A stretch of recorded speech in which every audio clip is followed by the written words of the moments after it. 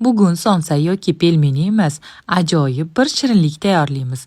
Birinchi bo'lib unni elakdan o'tkazib, mazali, sifatli sariyog'dan foydalanamiz. Sariyog'ni qirg'ichdan chiqaramiz, yaxshilab un bilan uqalab, bir xil holatga keltiramiz. O'rtasiga smetana, tuxum sarig'i, shakar, vanilin hamda razrixitelni solib, o'rta yumshoqlikda xamir tayyorlaymiz.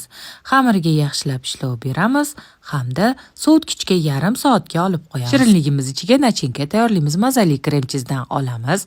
Ustiga shakar hamda tuxum oqini solib, yaxshilab bir xil bo'lgunicha aralashtirib olamiz. Stol ustiga un sepib, tingan xamirimizni o'rta yupqalikda yoyib olishimiz kerak bo'ladi va dumaloq shaklda kesib chiqamiz. Dumalog'imizni diametri 7,5 sm.